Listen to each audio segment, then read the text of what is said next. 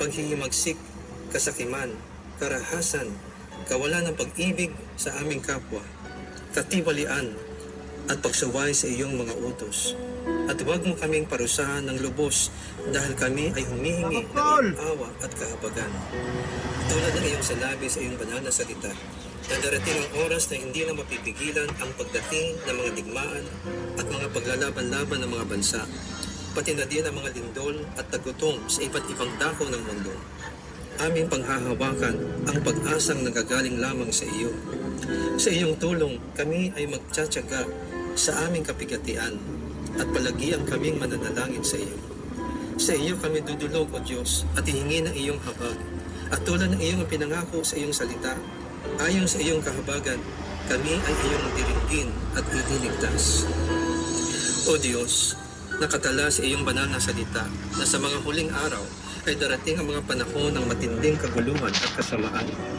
Sapagkat ang mga tao ay magiging maibigin sa sarili, maibigin sa salapi, mapaghambog, mapagmataas, mapagsamantala, suwait sa magulang, walang utang na loob, lapastangan sa Diyos, walang pag-ibig, di mapagpatawad, mapanirang puri, walang pagpigil sa sarili, brutal, walang pagmamahal sa kabutihan, mapagtaksil at mabangis.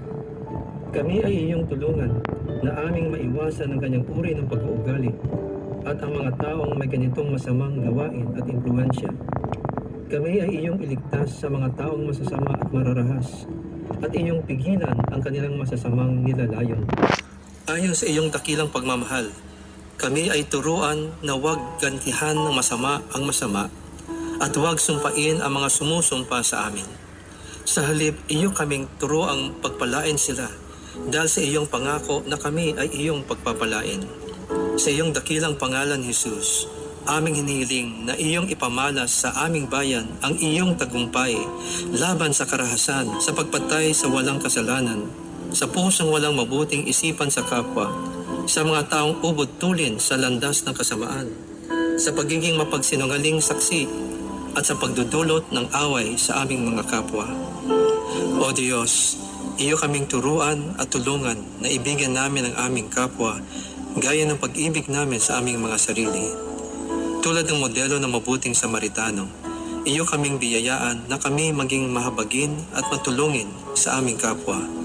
Sa iyong kahabagan at pag-iingat sa amin, ay panaigin mo nawa ang mga mabubuting bagay at magandang kinabukasan para sa aming buhay, pamilya, simbahan, lungsod at bansa. Maraming salamat, Panginoon, sa iyong pagtugon sa aming mga dalangin na ito, sa pangalan ni Jesus. Amen.